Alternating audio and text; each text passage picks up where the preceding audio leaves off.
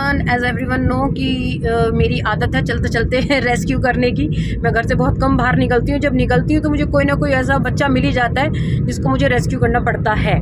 तो आज मैं बहुत टाइम के बाद बाहर निकली थी। डॉक्टर प्रीतपाल सिंह जो मेरे वेटनरी डॉक्टर हैं, उन्होंने नया हॉस्पिटल खोला है नोएडा सेक्टर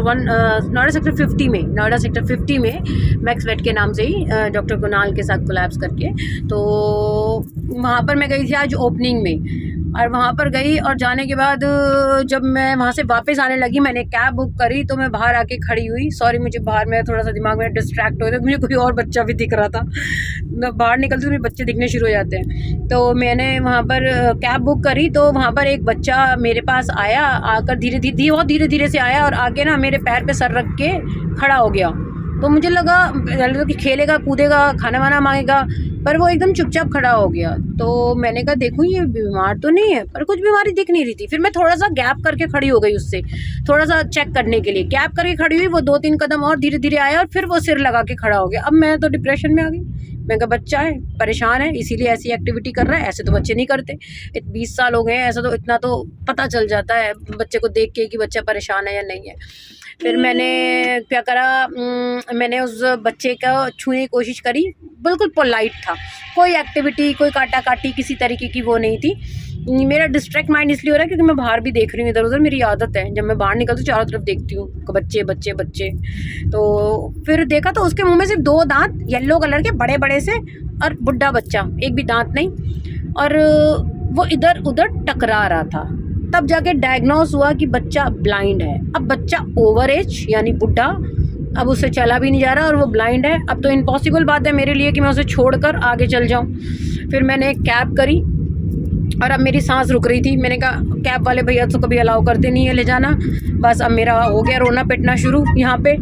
अब मैं खड़ी रही, मैंने कहा चल देखते हैं, रिस्क उठाते हैं। फिर कैब वाले भैया आए, मैंने उनको बोला ले जाने के लिए। पहले थोड़ा सा बोले लाइक क्यों भाई कैब में मुश्किल होती है। मैंने कहा देखो भैया, मैं भी यहाँ इसको लेने नहीं आई थी। मैं तो यहाँ पे हॉस्पिटल के मतलब उद्घाटन है आज, उस पर आई थी। और मेरे को ये, और वो भी जानवरों का ही हॉस्पिटल, और उसमें आके मेरे पास एक बच्चा ऐसे टकरा गया। मैं उसको ऐसे छोड़ के जा नहीं सकती, वो ब्लाइंड है। तो पता नहीं ऑल ऑफ सडन बोले चलो ठीक है कोई नहीं, आप रख सकते हो तो रख लो। वो गेट पकड़ के खड़े हो गए और मैंने जो है यहाँ बच्चे को रखा और बच्चा मेरे साथ चल पड़ा। तो बड़ा अच्छा लगा। उसको छोड़ के जा सकती नहीं थी कि यहाँ कहीं अरेंजमेंट करने पड़ते, अरेंजमेंट होते तो मेरे लिए बड़ी डिफिकल्ट हो जाता है। उनका समय है, ये सबको पता है कि हमारे यहाँ पे शाम के समय बहुत जल्दी अंधेरा हो जाता है। मैं 6-7 वहाँ शेल्टर पे पहुँचना होता है। तो मेरे लिए बड़ा वो हो गया था कि इन्होंने मना कर दिया। फिर मैं क्या करूँगी, कहाँ से मैं कैब बुक करूँगी, कोई भी नहीं माना तो फिर क्या होगा, कैसे बच्चा रेस्क्यू होगा। क्योंकि बच्चे रेस्क्यू करे तो बहुत टाइम हो गया है ना, और हमारे पास एम्बुलेंस वगैरह तो कुछ है नहीं। मेरी अपनी कार जो वो भी ख़त्म सी हो चुकी है बेचारी, वो भी नहीं चलती कि मैं उसे उठा के ले आऊँ फटाफट कि भैया मुझे छोड़ो मैं फटाफट ले आऊँ। वो तो चालू भी नहीं हो रही बेचारी आज तो। पर थैंक्स टू गॉड कुल मिला के भैया बहुत अच्छे मिल गए। वो रेडी हो गए, बच्चा बड़े प्यार से मेरे साथ चलने को तैयार हो गए, जैसे कि वो खुद रेस्क्यू होने आया। मतलब ऐसा रेस्क्यू मैंने तो फर्स्ट टाइम ही देखा। मुझे 20 साल हो गए, मैंने लाइफ में बहुत रेस्क्यू करे, पर इतना प्यार से रेस्क्यू तो पहली बार। बच्चा खुद आया, मुझे रेस्क्यू कर लो प्लीज़, यहाँ पर सड़क पे नहीं रहा जा रहा। तो वो बच्चा करके लेके जा रही हूँ, उसका नाम काजू है। अभी मैं आपको भैया से मिलवाती हूँ जी। तो आप ऐसे बच्चे ले जाते हो? कोई जन आपसे बोलता है कि बच्चा रेस्क्यू करना है? अगर ऐसा है तो मैं ले जाता हूँ। हाय सो स्वीट। मैं इस तरह के भैया सीरियसली बहुत कम लोग मिलते हैं, हमें नहीं मिलते कि मतलब साफ मना करते हैं ब्लंटली कि नहीं भैया ना हमारे बस की नहीं है, आप कुछ और कर लो। मतलब भैया एक मिनट मान लोग ऐसे हैं जो अपने यहाँ पाल के रखते हैं ना। हाँ। उन्होंने गंद मचा रखी है, उन्होंने इन सबको बेकार कर रखा है, इसलिए ड्राइवर लोग मना कर देते हैं। हाँ वही है, सबको देखो अपने काम धंधा भी तो देखना ही है ना। हम तो बिल्कुल एग्री करते हैं इस बात को। गाड़ी में पोटी करा देते हैं, उनका कोई जिम्मेवारी नहीं होती, उल्टी करा देते हैं। नहीं मैंने तो जैसे ही रखा मैंने बोला, मैंने कहा भैया इसने अगर पोटी करी, इसने उल्टी करी, इसने कुछ भी करा, सब मेरी जिम्मेवारी। कर रही है, मैं भी हेल्प कर रहा हूँ, कर भी देते तो हम कर देते, लेकिन नहीं अच्छा लगा। बहुत बड़ी हेल्प है भैया, आप सोच भी नहीं सकते। मतलब एक कहते ना एक बुजुर्ग अंधे बच्चे आप मतलब उसको जीवन दे रहे हो। एक पता नहीं वो कब तक बेचारा सड़क पे रहता, कैसे रहता भगवान ने। तो ये भैया जी हैं, इनसे हम बड़े इम्प्रेस्ड हैं आज। सीरियसली कहीं भी मिले इन भैया जी को थैंक्स जरूर कीजिएगा। और ये काजू भैया थैंक यू कर दो भैया जी को, लेके जा रहे हैं तुमको हमारे साथ। तो काजू चल होप की तरफ पहुंच जाएंगे तब हम आपको इसका लाइव दिखाएंगे।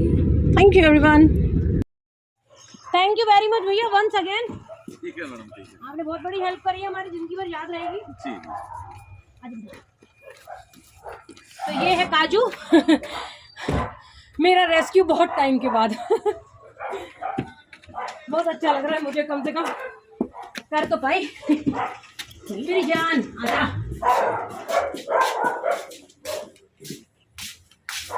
इधर ये केस पास वाला दूसरा है, ज्यादा दूर नहीं है, ये इधर इधर चलो ये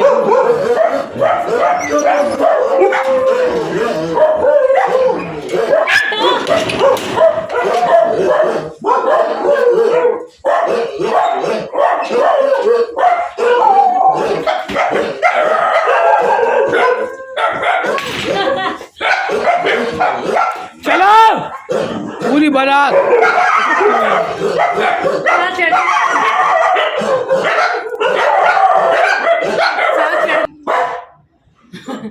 तो कुल मिला के काजू जो है रेस्क्यू हो गया। काजू रास्ते में नाम रख दिया मैंने इसका।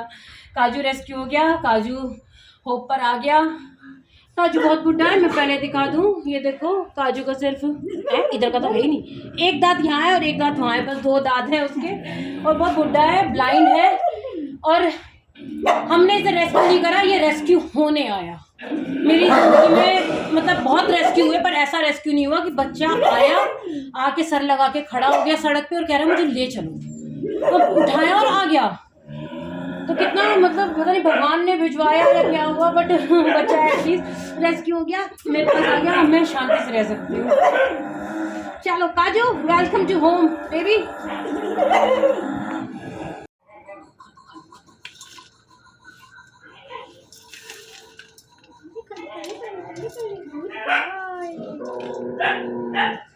बहुत बढ़िया, बहुत बढ़िया, बहुत बढ़िया। अरे वाह, अरे वाह, अरे वाह, इतना सुंदर बच्चा। यही खा रहा था, यही खा रहा।